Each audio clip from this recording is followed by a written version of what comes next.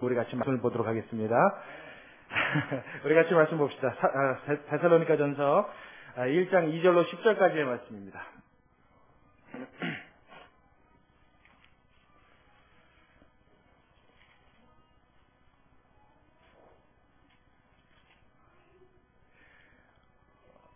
괜찮아요. 괜찮아요. 조용히 안 시키셔야 돼요. 이뻐요. 목소리 이쁩니다. 데살로니가전서 1장 2절부터 10절. 우리 강연이니까 저렇게 노래 부르지 누가 이 시간에 노래 부르겠어요? 그죠? 천진난만하잖아요. 좋습니다. 자, 우리 2절부터 10절까지요. 우리 한 절씩 같이 교독합니다. 제가 먼저 읽겠습니다. 우리가 너희 무리를 인하여 항상 하나님께 감사하고 기도할 때에 너희를 말함은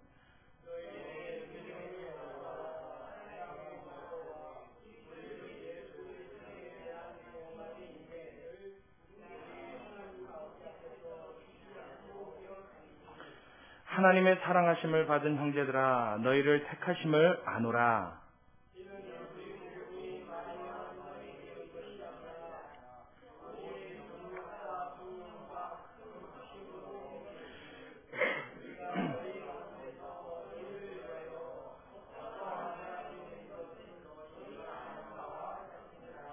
또 너희는 많은 환난 가운데서 성령의 기쁨으로 도를 받아 우리와 주를 본받은 자가 되었으니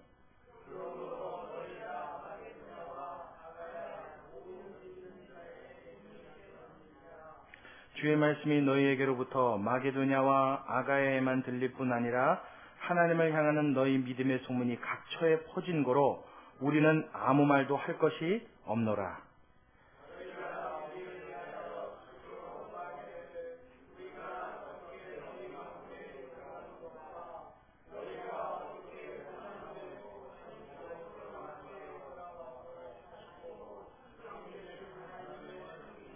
함께 있습니다.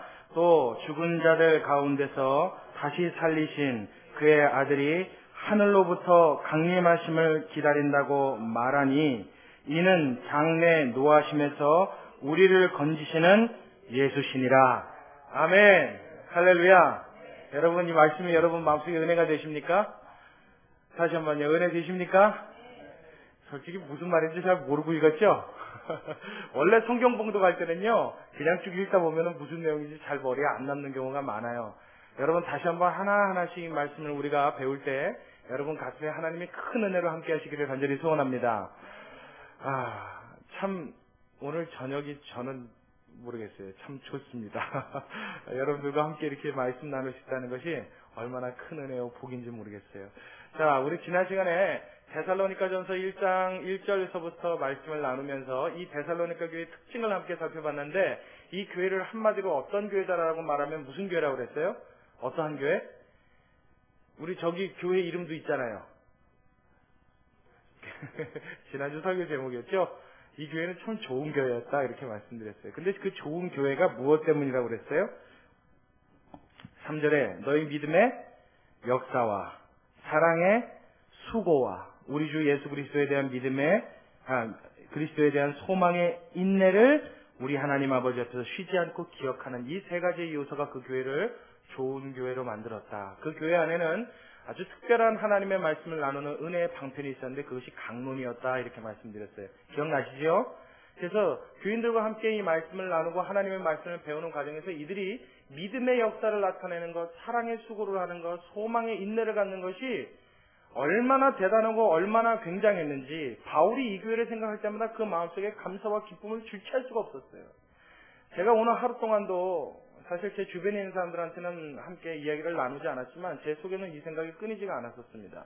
오늘도 오후에 잠시 밖에 출타를 했다가 들어왔는데 차를 타고 쭉 나가면서 여러 교회를 봤습니다. 참 교회 많더라고요. 이 마석, 호평, 저 평내 지역까지 해서 교회가 헤아릴 수 없이 많아요. 정말 많아요. 10손가락이 넘어가면 더 이상 못 셀 정도로 참 많습니다. 근데 그 교회 중에서는 큰 교회, 작은 교회, 정말 조그맣게 비닐하우스처럼 이렇게 아주 작은 볼품없어 보이는 외형을 갖추고 있는 교회부터 시작해서 정말 의리의리하고 어마어마한 규모의 그런 교회들도 많이 봤습니다. 새로 신축하는 교회도 있더라고요. 근데 정말로 큰 성 같아요. 참 멋있게 멋지게 짓더라고요. 제가 그 모습들을 이렇게 보면서 그중에 특별히 아주 외관이 아름답고 화려하게 지어져 있는 몇몇 교회를 보면서 제 속에 그런 의문이 들었습니다. 저 교회를 정말 하나님이 기뻐하실까? 저 교회는 하나님이 기뻐하는 교회일까? 하는 의문이 들었습니다. 자, 이 말의 뉘앙스를 여러분들이 잘 들으셔야 돼요. 그 교회가 하나님이 안 기뻐하시는 교회다라는 말씀이 아닙니다. 그 의문이 들었다는 거예요. 과연 저렇게 아름다운 외모를 갖고 있고 저렇게 큰 규모를 자랑하는 교회는 정말 하나님이 기뻐하시고 인정하셔서 그 교회를 지경을 넓히시고 그와 같이 큰 규모와 많은 교회를 하나님이 허락하신 것일까 하는 의문이 제 가슴에 들었습니다. 거기에 대한 답은 없습니다. 모르겠습니다. 하나님이 기뻐하시는 교회일 수도 있고 아닐 수도 있습니다. 그런 생각을 하면서 지나가는데 다음번 두 번째 질문이 제 마음속에서 또 들었어요. 어떤 질문이 들었냐면 과연 그렇다면 이 분이엘 교회는 하나님이 기뻐하시는 교회일까 하는 의문이 들었어요. 여러분 어떻게 생각하십니까? 우리 교회는 하나님이 기뻐하시는 교회 같으십니까? 이거 하이 조금만 빼주세요. 볼륨 조금만 낮추고. 여러분 어떠세요? 우리 교회 하나님이 기뻐하시는 교회라고 믿으십니까? 이렇게 자신이 없어서 되겠어요? 다시 한번요. 여러분 분이엘 교회 하나님이 기뻐하시는 교회 같다고 여러분 믿으십니까? 그래도 목소리는 힘이 없네요. 아직 조금 이렇게 불안함이 있는 거죠. 그렇게 믿고는 싶지만 글쎄 과연 그렇다 할 만한 물증이 우리에게 있느냐라고 누가 따지고 물으면 사실 대답할 자신은 없어요. 없습니다.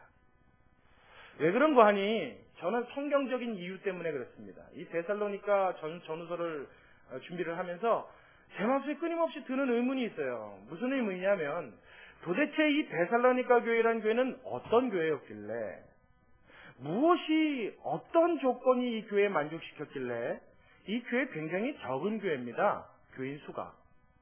그리고 규모도 크지 않고 우리 교회처럼 대촉교회입니다. 그때 당시에 여러분 예수 믿는 사람이라고 해봐야 예루살렘에는 큰 부흥의 물결이 일어났지만 거기서 번져서 퍼져서 이방으로 쭉쭉 뻗어나가는 복음이 있어서 그 가운데 세워지는 교회들은 여러분 생각해 보십시오. 초창기에 세워지는 교회가 건물 하나 제대로 분간하게 있었겠습니까? 아니죠. 그냥 어느 모임 장소에서 모이면 그게 교회입니다. 3, 4, 5 모여서 믿기 시작한 사람들이 핍박을 견디고 환난을 인내하면서 그 가운데 오실 예수님을 그리고 소망하며 모인 모임, 그것을 교회라 했고 그 교회가 데살로니가 지역에 있었으니까 그 교회 이름을 데살로니가 교회 이렇게 붙였어요. 그럼 지금으로 따지면 사실 어떻게 보면 우리 교회보다도 조건이 더 안 좋은 교회입니다. 그렇죠? 우리 교회 뭐가 안 좋아요? 건물이 낡았다는 거. 그렇죠? 계단에 물 좀 샌다는 거. 겨울에 몹시 춥다는 거. 여름에 몹시 덥다는 거. 여러분 데살로니가 교회 교인들과 예배 환경을 비교하자면 이건 비교할 이야기가 아닙니다. 시대가 달랐기 때문이에요. 그렇죠? 지금으로부터 적어도 약 2000년가량 이전의 세월입니다. 그러면 그때 당시에는 아무리 호화롭고 좋다고 해도 지금의 어떤 곳과 비교하겠어요? 비교할 수 없죠. 사람이 사는 건 마찬가지입니다. 그때 사람이나 지금 사람이나 좋은 거 아는 건 마찬가지예요. 호화로운 거 누리고 싶은 마음은 마찬가지입니다. 그럼에도 불구하고 시대적 배경과 환경이 그러했기 때문에 지금의 우리보다 더 좋지 않은 환경으로 신앙생활을 했다는 것만큼은 분명합니다. 소수도 아주 인원도 소수의 적은 인원으로 하나님 앞에 예배를 드리는 적은 교회였어요. 작은 규모의 교회였어요. 그런데 이 교회가 어떠한 엄청난 힘을 갖고 있었느냐? 오늘 본문에 봤더니 그들에 대한 소식이 7절에 뭐라 그래요? 그러므로 너희가 마게도냐와 아가야 모든 믿는 자의 무엇이 되었다고요? 본이 됐답니다. 이 소문이요 마게도냐와 아가야까지 퍼진 거예요. 저는 이 부분에 있어서 참 많은 도전을 받아요. 그리고 이 교회를 생각할 때마다 바울의 마음이 얼마나 기뻤는지, 이것은 바울의 마음이 기뻤다고 표현할 것이 아니라 바울을 통한 하나님의 만족을 그대로 표현하신 것입니다. 이 교회를 생각할 때마다 감사가 넘친다, 기쁨이 넘친다라고 하는 이 표현이 어디까지 이어지냐면 3장 마지막 절까지 가요. 3장 13절까지 하나님 앞에 이 데살로니가 교회를 놓고 감사하다는 말의 표현을 계속합니다. 그 정도로 데살로니가전서 1, 2, 3장은 이 교회에 대한 무엇으로? 칭찬으로 가득해요. 도대체 무엇이 이렇게 만들었냐 말입니다. 저는 그게 참 의문이에요. 목회자로서 현대 교회를 담임하는 목사로서 도대체 어떻게 하면 이런 교회를 만들 수 있을까? 도대체 어떻게 하면 하나님이 그 교회를 생각하실 때마다 이렇게 만족과 기쁨과 감사가 끊이지 않는 교회가 될 수 있을까? 할렐루야. 여러분, 이건 생각만 해도 정말 소름 끼치는 일입니다. 원컨대 우리 교회도 그러한 하나님의 만족이 있는 교회로 우리가 거듭나게 되길 주의 이름으로 축원합니다. 그게 우리가 부려야 될 욕심입니다. 여러분, 우리 교회는 예루살렘처럼 하루에 3,000명 전도 안 되는 교회 돼도 좋습니다. 우리 교회는 이스라엘 백성 광야 생활에 60만 대군을 이끄는 큰 이원에 엄청난 수의 많은 교인이 모이는 교회가 되지 않아도 상관없습니다. 그러나 정말 바라고 놓치지 말아야 될 것이 있다면 우리 교회는 누가 뭐라 해도 우리 하나님이 보시고 예수님이 거하시기에 만족스러운 교회, 하나님이 이 교회를 보실 때마다 그 마음에 감사와 기쁨이 넘쳐나는 교회, 할렐루야. 그런 교회가 될 때 하나님 앞에서 사람 앞에서 이 교회는 반드시 이 땅에 존재해야 된다는 이유를 증명해낼 수 있는 아름다운 교회가 될 줄로 믿습니다. 할렐루야. 이게 우리가 꿈꿔야 될 거 아니겠어요? 데살로니가 교회는 그런 교회였다고요. 여러분, 마음에 굉장히 벅찬, 이렇게 뭐라고 해야 되죠? 이거 약간 어떻게 보면 부담감일 수도 있고요. 어떻게 보면 약간은 흥분이 될 수도 있습니다. 여러분, 이런 감정이 여러분 가슴에 와야 합니다. 왜요? 내가 다니고 있는 이 교회도 나를 통하여 하나님이 그런 교회 만들고 싶어 하시는 그 소원. 여러분과 제가 이 말씀을 못 받았으면 몰라요. 몰랐으면 모릅니다. 하지만 알았기에, 하나님이 내 귀에 들려주셨기에, 하나님이 내 가슴에 오늘도 이 말씀을 심어주셨기에 하나님의 기대는 오늘 우리에게 이와 같이 뻗어나오는 줄로 믿으시기 바랍니다. 아멘. 그렇다면 뭐예요? 이 말씀을 듣고 있는 우리에게 하나님이 지금 어떻게 해요? 데살로니가 교회처럼 너희 교회도 그렇게 내가 만족하는 교회 되기 원한다. 주님은 음성 들려주고 계시는 거라고요. 할렐루야. 참 오늘 본문을 읽다 보면요, 참 소름 끼치고 기가 막힌 이야기들이 너무 많이 나옵니다. 우리 4절 한번 같이 볼게요. 4절. 자, 우리 3절까지는 지난 시간에 한번 봤고요. 4절의 말씀 우리 한번 같이 보겠습니다. 4절 시작. 하나님의 사랑하심을 받은 형제들아, 너희를 택하심을 아노라. 여러분, 이 말이 무슨 말인지 아세요? 자, 다시요. 하나님의 사랑하심을 받은 형제들아. 이건 무슨 말인지 어렵지 않죠? 하나님의 사랑하심을 받은 형제들아. 그렇잖아요. 하나님의 사랑하시는 우리 집사님, 우리 권사님, 우리 전도사님, 이 얘기입니다. 그렇죠? 여기까지는 어렵지 않아요. 근데 그 뒤에가 뭐라 그래요? 너희를, 그 다음에 뭐요? 택하심을 안다. 이렇게 말합니다. 제가 언젠가 말씀드렸죠? 성경에서 안다라는 말의 표현은 믿는다는 말의 표현보다 훨씬 강한 의미를 갖습니다. 이거는 확신을 넘어선 분명한 진리를 말할 때 이런 표현을 씁니다. 내가 안다. 그래서 제가 이런 예를 들었는데 기억나세요? 부부끼리 우리 부부를 말할 때 당신 부인 믿습니까? 그럴 때 우리 아내 제가 믿습니다. 그럼 왠지 믿는 것 같아요? 못 믿는 것 같아요?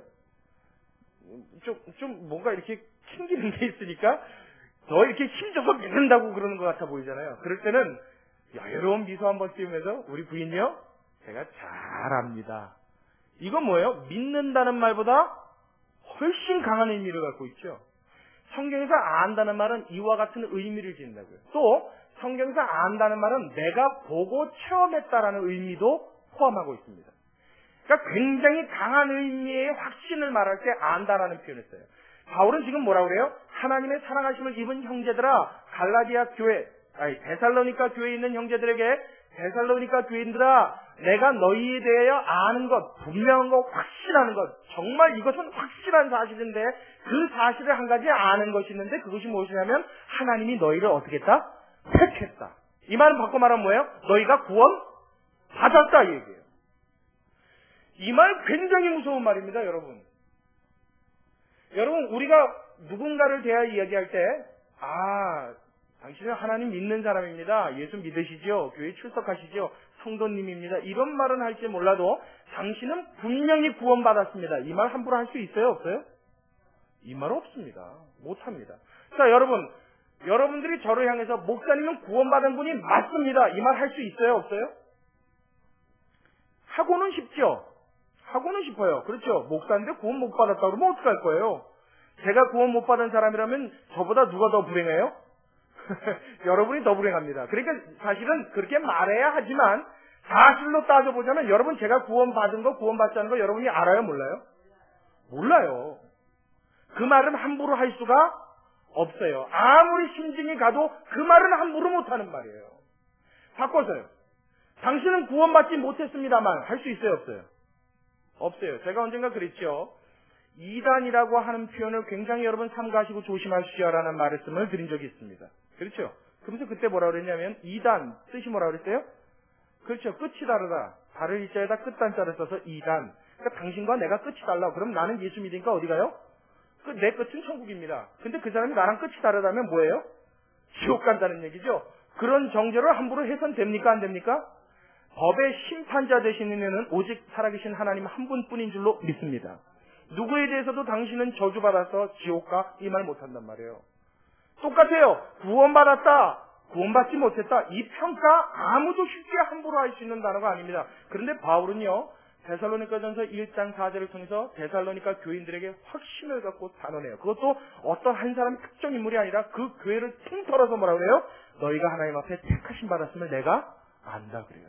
너희 분명히 구원 받았다 그래요. 할렐루야. 그들의 믿음이 얼마나 대단했으면 이 확신을 줄 수 있었냔 말이에요. 어느 정도였는지 여러분 이해가 가십니까? 이렇게 어려운 말을 담대하게 바울이 서슴지 않고 그 교회를 향해서 던질 수 있었던 것은 그들의 믿음이 얼마나 대단했고 그 믿음의 역사가 얼마나 굉장했는지 우리가 청사진을 보듯이 흐릿하게나마 볼 수 있고 느낄 수 있는 분명한 증거인 것을 저는 분명히 믿습니다. 이러한 교회, 무슨 교회요? 데살로니가 교회. 참 멋진 교회 아닙니까? 우리도 이랬으면 좋겠어요. 이 교회도 교회 건물은 허름하지만 우리가 모여있는 이 예배에서 광채가 났으면 좋겠어요. 우리 교인들의 얼굴에서 예수 그리스도의 향기가, 예수 그리스도의 형상이 확 품어져 나왔으면 좋겠어요. 뭐 엄청난 거 대단한 거 하지 않아도 그냥 꿈쩍만 하도 예수님의 향기가 막 푹푹 풍겨나는 그런 성도. 할렐루야. 얼마나 멋있습니까? 여러분 21세기에 상상하기 힘든 일이죠. 이 상상하기 힘든 일이 우리 교회에 현실이 될 수 있는 축복이 임하기를 간절히 소원합니다. 무엇보다 소원해요. 무엇보다 소원합니다. 제가 이 말을 하고 여러분들한테 미움을 받는다 해도 어쩔 수가 없어요. 목회자로서 여러분들에게 꼭 하고 싶은 말 한마디가 있습니다. 뭐냐면 만일 이러한 영적인 하나님의 축복을 위해서라면 잠깐 이 땅에 하나님이 허락하신 고통도 우리는 감수해야 될 줄로 믿습니다. 아멘? 여러분 아멘이십니까? 만약 그 연단과 환난을 통해서 내가 하나님 앞에 그렇게 거룩을 입을 수 있는 사람으로 거듭나게 된다면 욥이 말했죠. 욥이 뭐라고 그랬어요? 자기를 풀무에 놓고 연단하는 것 같다 그렇게 말했어요. 얼마나 고통스럽고 힘들었는지 풀무불 아시잖아요. 쇠를 달구는 불감합니다. 거기에 자신을 놓고 달구는 것 같은 고통을 느꼈다 말합니다. 이 풀무불 같은 고통 속에서 내가 연단받은 후에는 뭐요? 정금같이 되어 나오리라. 불순물이 빠지고 이 고통과 환난을 통해서 하나님의 정금 같은 사람으로 다시 거듭나게 될 것을 그는 꿈꾸고 소망했습니다. 만일 여러분의 삶 속에 조금 힘들고 어려운 일이 올지라도 만일 하나님이 그 고통을 통하여 하나님의 말할 수 없는 영광을 예비해 두셨다면 그것도 기꺼이 우리가 받을 수 있는 하나님의 축복으로 인식해야 될 줄로 믿습니다. 그것이 성경에서 말하는 아름다운 고통입니다. 아멘. 어떠한 경로를 통해서든지 하나님은 우리를 그렇게 만들어 주셨으면 좋겠어요. 이 데살로니가 교회처럼 분야의 교회도 다른 소문은 좀 안 나도 괜찮아요. 뭐 그 교회 대단하다더라, 뭐 석학이 모였대더라, 뭐 헌금이 얼마래더라, 뭐 능력 있고 뭐 꽤 이름 있는 사람들이 뭐 몇몇이나 있어. 이런 거 말고요. 그런 시시껍절한 거 말고요. 좀 이 교회요. 분야의 교회 이름만 되면 이 지역 사람들이 정말 아까워서 부르기도 힘들어하는 교회. 실감이 안 나십니까? 분이엘 교회 그러면 그 교회가 아까워서 이름도 잘 담기 힘든 교회. 그 교회가 이 지역에 있음이 정말로 무엇보다도 큰 감사의 조건이 될 수 있는 교회. 그 교회 때문에 이 지역 전체가 하나님의 복을 받는다고 확신할 수 있는 교회. 그 교회 사람들을 볼 때마다 기분 좋지 않은 일이 있어도 얼굴에 미소가 띄어질 수 있는 교회. 하나님의 믿음의 역사가 이렇게 나타나는 저와 여러분이 되시길 주님의 이름으로 축원합니다. 여태까지는 꿈과 소망을 제가 이야기했어요. 이게 바람입니다. 데살로니가 교회가 그랬던 것처럼 이 분야의 교회도 이렇게 되길 소원합니다. 그렇다면 데살로니가 교회는 이렇게 하나님의 칭찬을 받기까지 그들에게 놀라운 특징들이 몇 가지 있었는데 과연 어떤 특징이 있었나요? 자, 우리 말씀을 통해서 한번 다시 보죠. 자, 우리 7절 한 번만 더 읽어봐요. 7절. 한 번 더 읽겠습니다. 시작. 그러므로 너희가 8절도요. 주의 말씀이 너희에게로부터 마게도냐와 아가야에만 들릴 뿐 아니라 하나님을 향하는 너희 믿음의 소문이 어디에서요? 각처에 퍼진 거로 우리는 아무 말도 할 것이 없노라. 바울과 실라가 말이에요. 이 교회에 편지를 쓰면서 기가 막혀서 쓰면서도 허탈한 웃음을 지었을 것을 여러분 한번 상상해 보세요. 야, 너네 데살로니가 교인들 너희들 말이지 정말 얼마나 대단한지 마게도냐 아가야뿐만 아니라 너희 소문이 각처에 퍼졌는데 너에게 향한 그 믿음과 그 사랑과 그 인내를 내가 더 이상 할 말이 없구나. 더 말할 수 없을 정도로 지금 어떻게 해요? 잘하고 있다는 거예요. 완벽이라는 거예요. 더 이상 충고하거나 경고할 만한 거리가 없다는 거예요. 최고라는 겁니다. 이 표현은요, 성경에 여기 한 번밖에 등장을 안 합니다. 교회를 향하거나 성도를 향한 성경에 말할 것이 없노라 하는 이 극찬은 성경 전체를 통틀어서 여기 딱 한 군데 등장합니다. 그러니까 하나님 편에서의 인간을 향한 최고의 극찬이 어디요? 여기에요. 아시겠어요? 데살로니가전서 1장 8절에 하나님이 사람을 향해 교회를 향해서 최고의 칭찬을 보여주셨다고요. 그게 뭐예요? 더 이상 너에게 할 말이 없다. 말할 것이 없도다. 뭐 잔소리할 거리가 없다는 거예요. 너는 하나부터 열까지 손 댈 게 없어. 완벽해 이 소리입니다. 더 이상의 칭찬을 받을래야 받을 수가 없습니다. 무엇 때문에 그래요? 자, 9절이요. 그 밑에 절. 제가 읽겠습니다. 저희가 우리에 대하여 스스로 고하기를 우리가 어떻게 너희 가운데 들어간 것과 저희가 우리에 대하여 스스로 고한다는 말은 저희는 이 데살로니가 교회의 소문을 바울에게 옮겨준 어떤 일을 말하는 겁니다. 그러니까 마게도냐나 아가야나 혹은 각처에 있는 어떤 사람이 바울 사도님 데살로니가 교회에 이런 일이 있대요 하고 말했던 그 저희가 그 사람이 바로 여기 저희예요. 그 저희가 말하기를 뭐라 그래요? 우리에 대하여 스스로 고하기를 어떻게 말했냐면 우리가 너희에게 바울이 데살로니가 교회에 어떻게 들어간 것과 그 다음에요 너희가 어떻게 무엇을 버리고 우상을 버리고 하나님께로 돌아와서 사시고 참되신 하나님을 어떻게 해요? 섬기며 또 죽은 자들 가운데서 다시 살리신 그의 아들이 하늘로부터 강림하심을 무엇한다고요? 크게요. 무엇한다고요? 기다린다고 하니 이는 장래 노하심에서 우리를 건지시는 예수십니다. 이 소문을 바울이 들었다는 거예요. 근데 이게요, 입이 닳도록 귀가 닳도록 들었다는 겁니다. 데살로니가 교인이요, 얼마나 대단한지요. 바울 사도님, 그 사람들이요, 어떻게 바울 사도님이 그 교회에 가셔서 그들에게 복음을 전하고 어떻게 예수 믿게 된 그 경로가 이렇게 되면서 이렇게 해서 예수를 믿게 되는데 그 뒤에도 이렇게 전도된 사람들이 많답니다. 근데 이 사람들이 예수를 믿자마자 무슨 일을 했냐면 우상을 버렸답니다. 여지껏 섬기던 우상을 버리고 하나님에게로 돌아와서 하나님을 어떻게 이렇게 공경하고 하나님을 섬기더랍니다. 뿐만 아니라 이들이 항상 사는 삶 속에 무언가를 간절히 소망하고 기다리는 것이 있었는데 그것이 무엇이었느냐? 예수님의 다시 오심을 기다리고 산답니다. 이러고 소문을 전해줬다는 거예요. 이게 그들이 칭찬받았던 칭찬의 내용입니다. 이것이 믿음의 역사를 일으켰던 원동력이 되어지는 내용입니다. 첫 번째로 뭐예요? 어떻게 복음을 전달받은 것이 소문났다는 거예요. 어떻게 예수님을 영접하게 된 것이 온 지역에 퍼졌다는 거예요. 내가 예수님을 믿었다는 소문이 숨길 수가 없도록 전 지역의 사방에 퍼져버렸다는 거예요. 이것도 제가 언젠가 한번 했던 기억이 나요. 이게 저만 기억하는 것 같아요. 언젠가 한 이 설교의 내용은 항상 저만 기억하는 얼굴로 여러분들이 저를 쳐다봐요. 무슨 얘기였냐면, 여러분 예수를 믿었는데 예수를 안 들키고 믿는 어떤 분 얘기 제가 했던 거 기억납니까? 30년을 예수를 믿으셨대요. 실화예요. 어떤 교회 갔는데 그 당사자가 그 교회에서 직접 자기 간증을 했어요. 근데 예수님은 30년 전에 영접을 했답니다. 자기 말로는 영접을 했는데 30년 전에 교회를 다닌 거예요.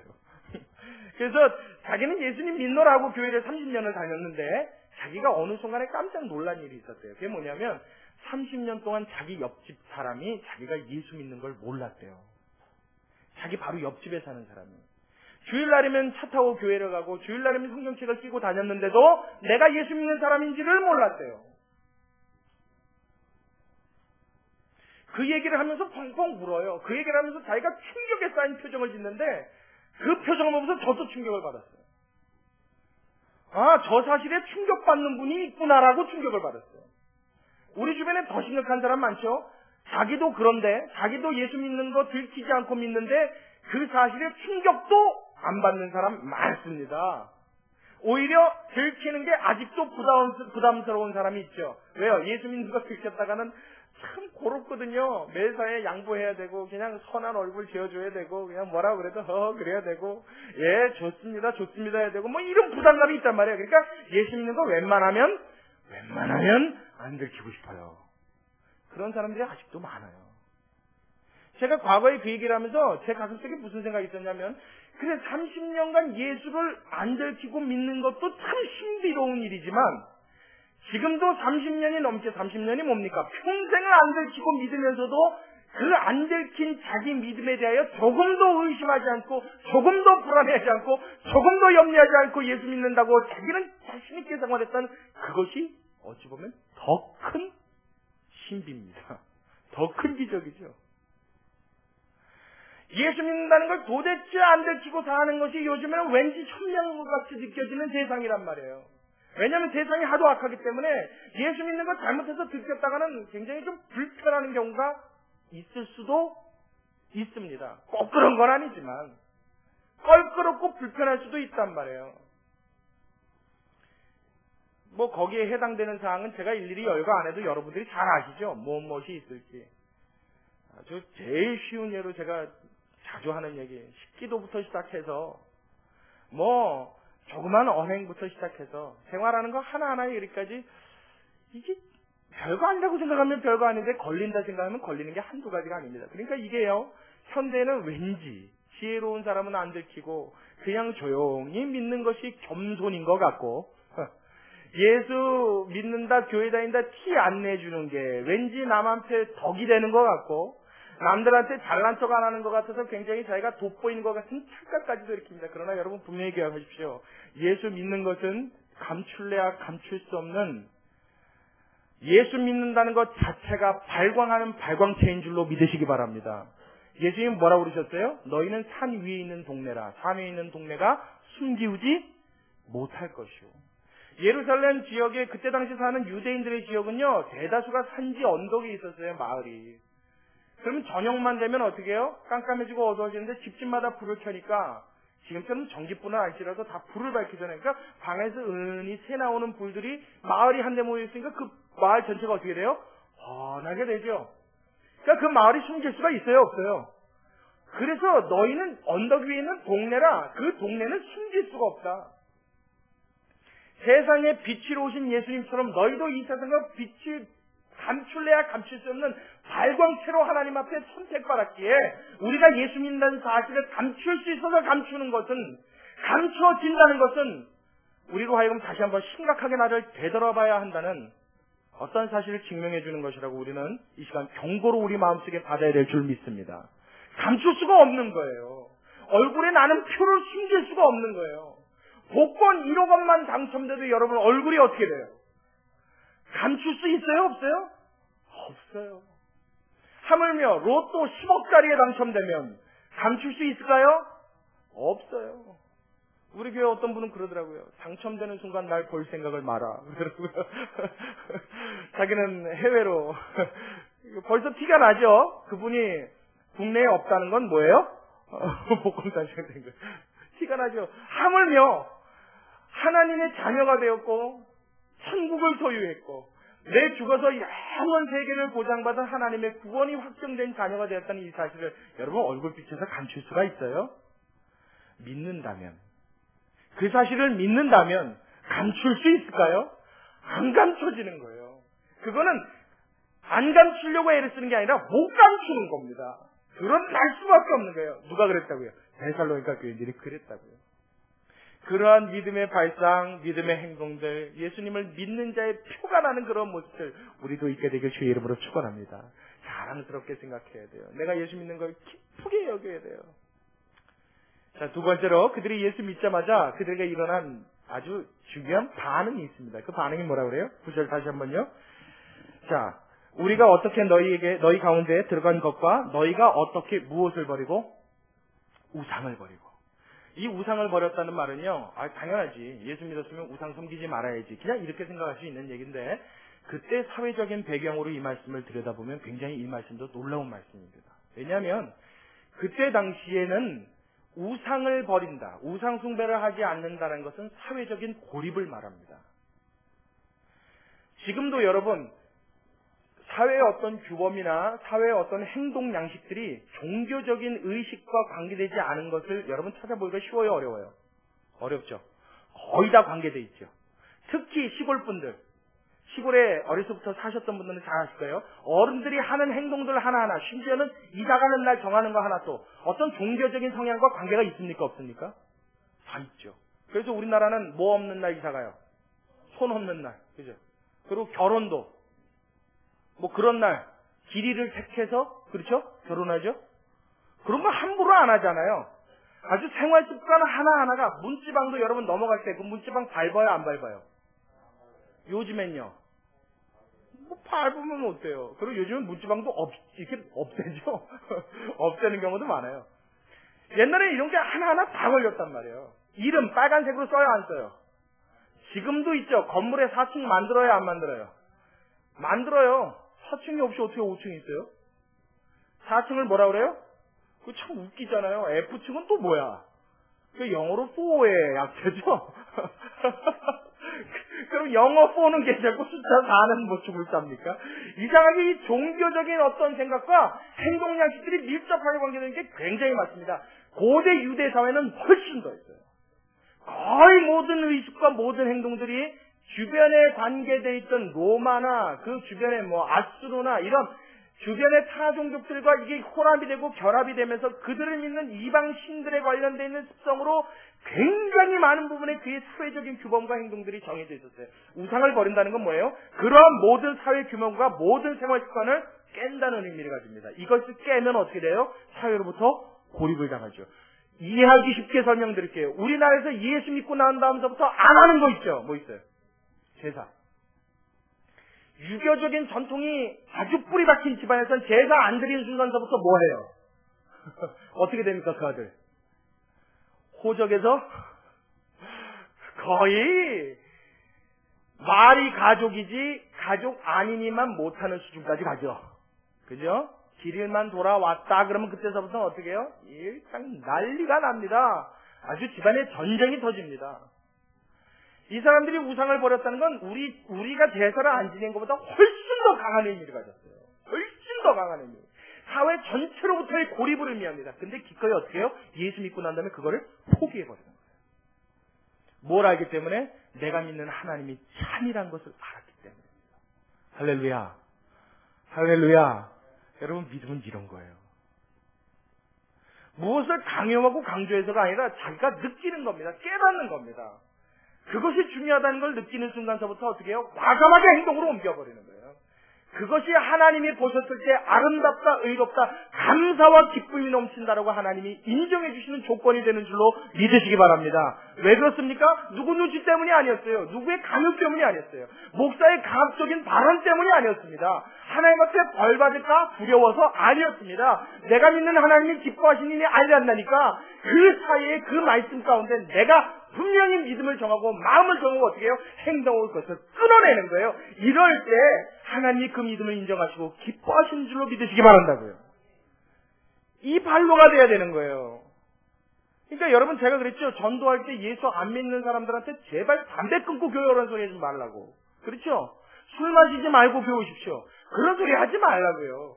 우상 숭배하지 말고 제사 지면 큰일 난다. 아니요, 지내십시오. 그냥 지내라고요. 여러분 말고요. 여러분 알고 여러분이 느끼고 이제 깨달으셨으면 여러분 스스로 결정하십시오. 그런데 처음 전도하시는 분들한테 그런 얘기 하지 말라고. 그냥 오라고 그러라고요. 교회는 여러분 영적으로 내 영을 깨끗이 씻는 곳입니다. 아멘. 예수의 피로 거듭나는 곳입니다. 새 사람으로 거듭나는 것이에요. 그러므로 그리스도 안에 있으면 새로운 피조물이라. 이전 것은 지나갔으니 보라 무엇이요? 새 것이 되었도다.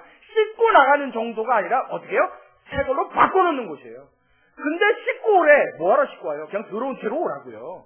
잘못된 채로 오라고요. 죄 짓고 오라고요. 남녀관계가 이상해요? 불륜이 있어요? 오라고요. 그냥 오라고요. 하나 더 질문 드려볼게요. 자, 여러분, 우리 교회에 트랜스젠더가 왔어요. 트랜스젠더. 뭔지 알죠? 네. 호모랑은 좀 틀려요. 성전환자. 약간 정신 이상에 가깝죠? 태어나면서부터 여자의 성향을 가졌는데 남자예요. 여잔 줄 알아요, 자기가. 이게 좀, 어떻게 돼요? 이게 정상이 아니죠? 자, 교회 와야 돼요, 말아야 돼요? 분명합니까? 여러분, 다 대답해보세요. 와야 돼요, 말아야 돼요? 분명히 와야 합니다. 그런 사람은 더 와야 합니다. 더 복음 들어야죠. 그 성향 그대로 갖고 오라고요. 괜찮다고요. 남자인데 저를 보고 매력 느낀대요. 목사님 너무 매력 있어요. 남자가. 그런데 체격도 저만해. 목사님 너무 매력 있으신 것 같아요. 그거 어떻게 합니까? 그럼 어떻게 해요? 그래도 이뻐해 줘야지. 무엇을 위해서요? 복음 안에서 그 영혼이 거듭나기를 기대하는 겁니다. 할렐루야. 할렐루야. 바뀌어지면 되는 거예요.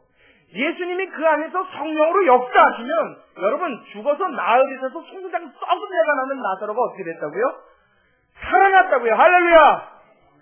여러분 이거는요 그냥 말로만 듣고 지나갈 이야기가 아닙니다. 역사적인 사실이에요. 하나님은 지금도 그와 같은 능력이 있는 줄로 믿으시기 바랍니다. 그러면 그 영혼이 와서 하나님의 말씀을 제대로 들으면 하나님의 말씀은 살았고 능력이 있어서 좌우의 어떤 나의 성공보다도 예리하여 영과 홍과 및 관절과 골수를 찔러 쪼개느니라. 쪼개신단 말이에요. 바꿔놓으신단 말이에요. 우리는 그것을 믿어야 될 줄로 믿습니다. 그걸 신뢰하는 거예요. 그러니까 이 세상에 힘들고 찌들고 가난하고 헐벗고 괴로운 사람 나오라고요. 나오라고요. 절름발이 안진뱅이 조경 불구 나오라고요. 아픈 사람들 와서 신령히 사는 사람 와서 정신이 산 자 와서 하나님의 말씀으로 거듭나고 새롭게 되었어요.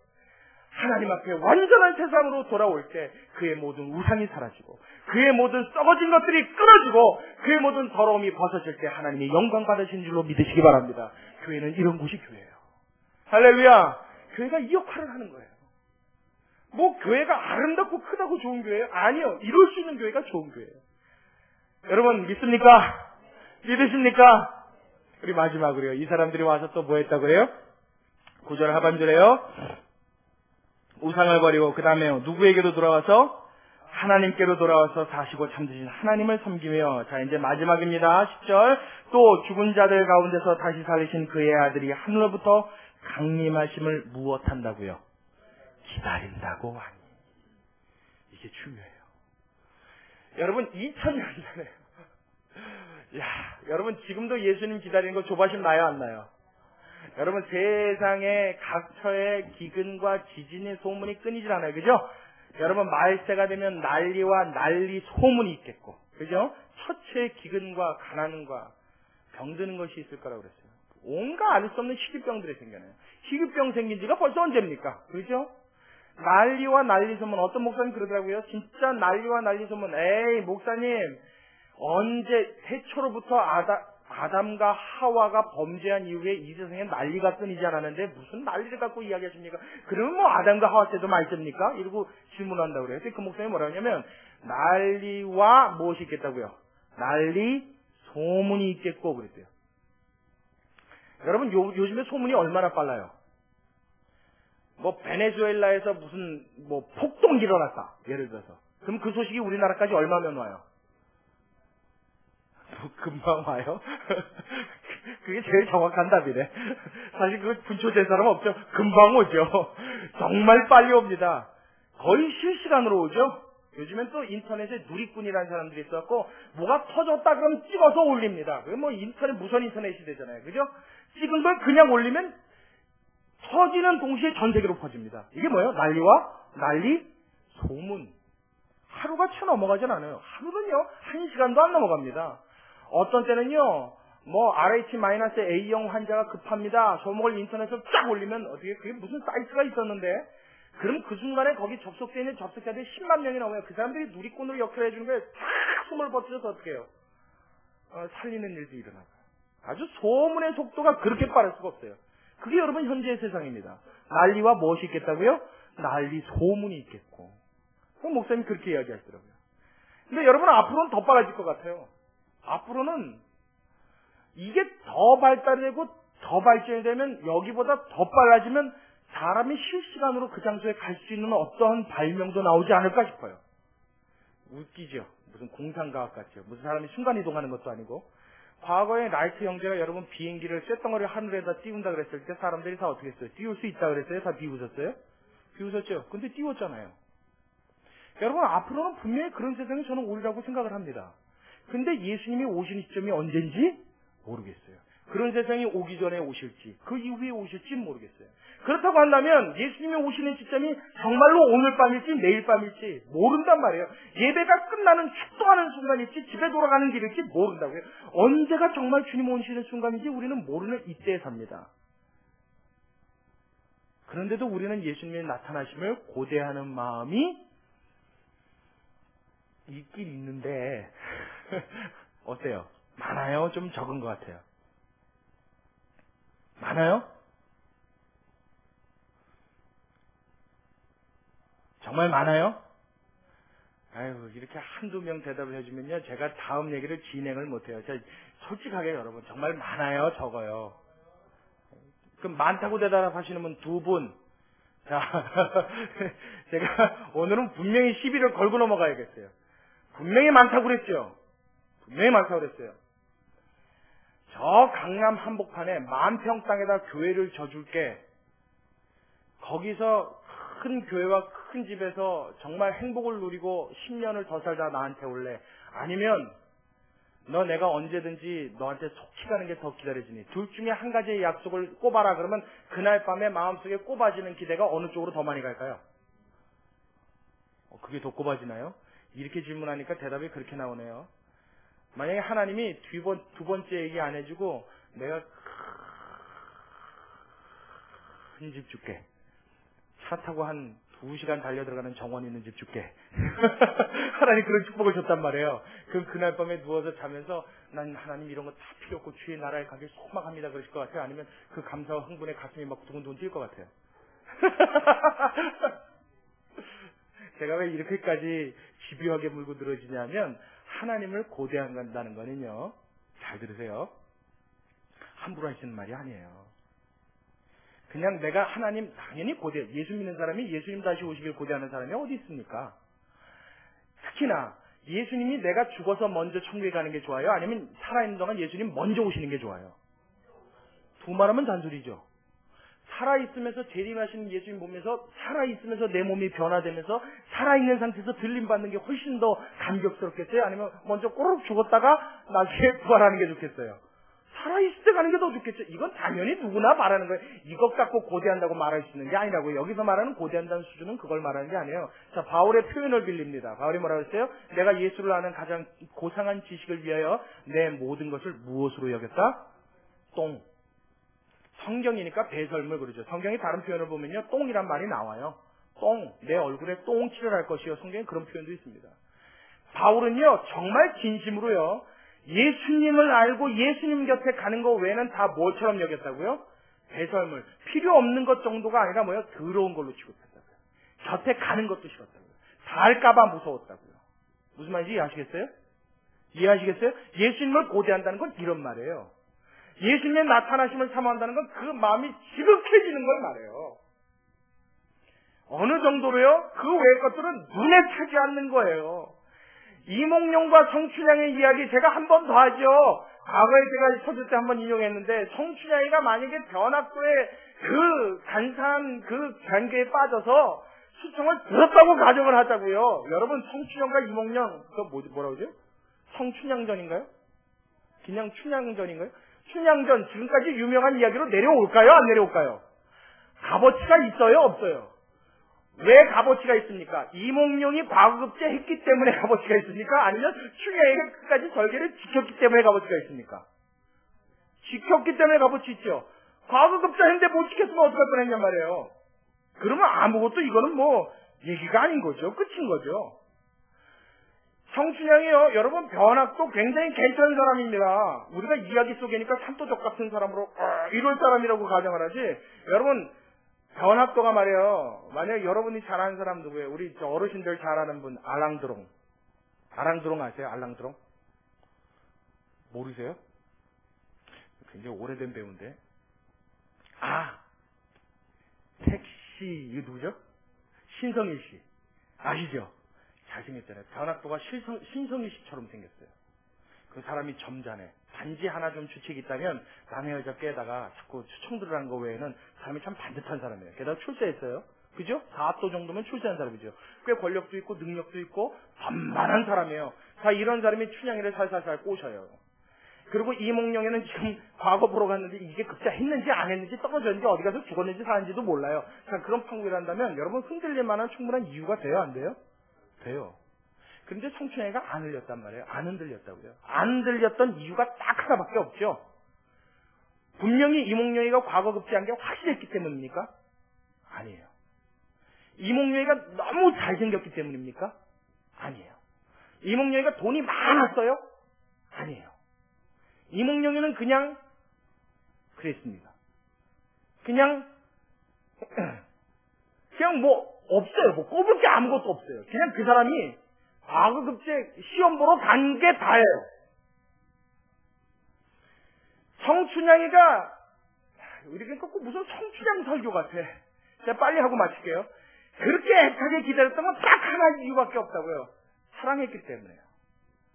그렇죠? 거긴 조건도 없었고 이유도 없었고 거기에 뭐 상충할 만한 어떤 근거가 아무것도 없었어요. 그냥 마음이 어떻게 그 사람한테 온통 빼앗겼기 때문입니다. 그 춘향이의 눈에는 누구밖에 없어요? 이몽룡 외에는 안 보이는 거예요. 신성일 같은 변학도가 와도 계략가가 와도 돈을 앞에 들여놔도 죽인다고 목숨을 빼앗을 위협 앞에서도 누구만 보여요? 누구만 보여요? 다시요. 누구만 보여요? 이게 뭐예요? 예수님의 나타나심을 고대하는 사람의 자세라고요. 이해하시겠어요? 예수님만 보여요! 이거요. 누가 그랬다고요? 테살로니가 교인들이 그랬다고요. 기가 막힌 얘기죠, 여러분. 우리처럼 개척교회 작은 교회, 별품 없는, 별 볼 일 없는 아주 힘없어 보이는 교회였습니다. 그러나 그 안에 있는 성도들은 결코 그렇지 않았어요. 믿음의 역사가 충만했던 교회입니다. 예수님을 고대하고 사모하는 마음으로 그 가슴이 불타올랐던 교회입니다. 예수님이라면 이 세상에 어떤 것도 나를 구원하신 그분을 위해서 기꺼이 포기하시는 믿음의 자세가 있었던 사람들입니다. 그 귀한 신앙과 믿음을 갖고 살았던 사람들, 그렇게 하나님은 그 교회를 축복하시고 칭찬하시고 감사의 조건으로 삼으신 줄로 믿으시기 바랍니다. 그녀의 교회 저와 여러분도 이러한 교인들 되시길 주님의 이름으로 축원합니다. 이게 우리가 꿈꿔야 될 일입니다. 예수 믿고 복 받자. 무슨 복이요? 이런 영적인 복이요. 이것이 있을 때 사랑하는 자여 내 영혼이 잘됨 같이. 먼저 무엇이요? 영혼이 잘됨 같이. 내가 범사에 잘되고 강건하기를 내가 간구하노라. 할렐루야. 우리에게 이러한 영적인 축복이 있어서 나의 영혼이 하나님 앞에 강건해지고 잘될 때 우리 육적인 복, 재물의 복, 모든 복도 함께 따라오는 줄로 여러분 믿으시기 바랍니다. 예수를 믿는 우리는 이 교회 안에서 하나님 앞에 간절한 마음을 갖고 하나님 앞에 매달릴 것이 있다면 내가 하나님으로 온전해질 수 있는 사람, 내 마음에 예수 믿는 이것으로 승부 볼 수 있는 사람, 내가 하나님의 사람으로 온전해지는 것에 온 마음을 기울 수 있는 사람, 이것으로 거듭날 때 이 교회가 온 세상에 우리의 믿음을 드러내고 자랑할 수 있는 아름다운 교회로 거듭나게 되는 줄로 믿으시기 바랍니다. 그래서 앞으로는 이 분위기의 교회가 마석 전체를 통하여 이 대한민국을 통하여 먼 나라 이웃 나라에까지 소문나고 알려지는 놀라운 축복의 교회가 되기를 간절히 소원합니다. 마지막으로 하나만 더 말씀드릴게요. 이거는 제가 정말 중요한 얘기라 꼭 이 얘기를 하나만 덧붙이고 끝내려고 그래요. 자, 보니까 8절 말씀에 주의 말씀이 너에게로부터 마게도냐와 아가에만 들릴 뿐 아니라 하나님을 향하는 너희 믿음의 소문이 각처에 퍼진 거로 우리는 아무 말도 할 것이 없노라. 지금 굉장히 잘했다고 무엇인가를 지금 칭찬했죠. 근데 여러분, 데살로니가 교회가 이렇게 굉장한 칭찬을 받을 만한 것들이 있었습니다. 그러니까 형제를 섬기고 사랑을 봉사를 하고 말로 다 할 수 없는 칭찬거리가 있었어요. 그래서 이 소문이 외국에까지 퍼졌는데 이 퍼진 소문이 각처에 퍼졌답니다. 그러니 대단한 거죠. 대단한 교회였습니다. 자, 그런데 뭘 잘했는지 여러분 알겠어요? 나와 있어요? 안 나와 있어요? 내용은 안 나와 있죠. 내용이 하나도 없습니다. 재미난 건 이 정도 자랑할 거리가 있었고 이 정도 칭찬받을 일이 있었으면 그 칭찬받을 내용이 한 가지라도 소개가 돼 있어야 돼요. 그게 여러분 정상이죠? 근데 오늘 본문에는 한 가지도 소개가 안 됩니다. 하나도 이야기를 하지 않아요. 쉽게 얘기하면 분이엘 교회가 하는 업적 설교에서 양력이 나와야 되잖아요. 뭐 분이엘 교회는 뭐 어떻게 몇 년도에 무슨 일을 했고 어떻게 해서 누구를 구제했고 어떤 뭐 지역에 무슨 봉사를 하였고 뭐 이때는 무슨 활약을 해서 어떤 뭐 위기에 있는 사람들을 살렸고 이런 게 있어야 되잖아요. 그죠? 이력이 있어야 된단 말이에요. 양력이 있어야 된다고요. 근데 이 교회의 이력이 아무것도 소개가 안 돼요. 뭘 잘했는지 모르겠단 말이에요. 그건 왜 그래요? 여러분 고린도서 12장의 사랑은 무례히 행치 않고 사랑은 뭐 하지 않아요? 자랑하지 않으며. 이 교회가 더 기가 막힌 것은 제가 이 본문을 읽으면서 더 기가 막혀 했던 이유는 바로 이것 때문에 그렇습니다. 이렇게 잘하고 훌륭한 교회인 것도 너무 감사하고 귀한데 거기에 한 걸음 더 나가요. 그것을 자랑하지 않아요. 한 가지 드러내놓고 큰 소리 치지 않아요. 와, 어떻게 이럴 수가 있어요? 여러분 우리도 할 수 있습니까? 자, 우리도 할 수 있습니까? 여러분 착하게 대답하세요. 이건 해야 돼요, 대답. 여러분 우리도 할 수 있습니까? 해야 될 줄로 믿습니다. 우리도 이렇게 돼야 돼요. 정말 세상이 감당할 수 없고 할 수 없는 그 엄청난 일들을 우리도 하고 그 이후에 마치 누가 한지 모르는 것처럼 오리손이란 일, 왼손이 모르게 하듯이 정말로 하나님만 알 수 있는 이 귀하고 감사한 일들로 우리 교회를 채우고 정말 끝까지 아름답고 끝까지 완벽한 교회로 이 땅에 하나님의 영광만 남기고 가는 그런 교회가 되기를 다시 한번 주의 이름으로 축원합니다. 우리 같이 기도하겠습니다. 고맙고 감사하신 아버지 하나님, 하나님 오늘 예배 초반서부터 참 여러 가지를 부족한 종으로 느끼게 하시고 깨닫게 하시고 하나님 이 귀한 예배 시간에 하나님의 말씀을 통하여 하나님 우리가 마음으로 깊이 소중히 다뤄야 하고 붙잡아야 할 것이 무엇인지 하나님 가르쳐 주셔서 감사합니다. 주님, 우리 깨달았고 우리 알았사오니 이제 실천하는 길만 남았습니다. 내가 예수 믿는 것을 자랑하게 하여 주시옵소서. 내가 예수 믿는 것을 내 주변의 모든 사람들에게 알릴 수 있는 용기를 허락하여 주옵소서. 내 얼굴에 우리 주님 때문에, 우리 하나님 때문에 미소가 떠오르게 하여 주시옵시고, 가식적으로 어거지로 애써서 보이려 하는 믿음의 모습이 아니라 주님을 사모함으로 나타나는 자연스러운 믿음의 발로가 있게 하여 주시옵시고, 뿐만 아니라 나의 삶에 불필요한 모든 우상과 찢기들을 제거해버리고 하나님 앞에 나아가 온전히 주님만을 섬기며 예수님의 다시 오심을 고대하는 마음으로 이 세상의 모든 것을 배설물로 여기고 살아계신 하나님만 일심으로 사랑하며 섬길 수 있는 우리 분이엘 교회 부족한 종으로 비롯하여 사랑하는 모든 성도들에게까지 우리가 한 마음 한 뜻이 될 수 있도록 주의 성령의 매는 줄로 하나 되게 하여 주시옵소서. 아버지, 주님의 능력을 기대하는 마음으로 기도합니다. 하나님, 이 기도가 참으로 황송하옵고 주님 앞에 감격스러운 기도로 주님 앞에 드립니다. 주님, 우리의 능력으로 할 수 없는 일이오니 하나님 행하여 주시옵시고, 우리가 불가능한 건 하나님의 힘으로 하신다 하셨사오니 우리 모두에게 이 말씀이 응할 수 있도록 주님 성령의 능력으로 우리를 충만케 허락하여 주시옵소서. 모든 영광을 주님께 돌려드리며 살아계신 예수님의 이름으로 기도드리옵나이다. 아멘.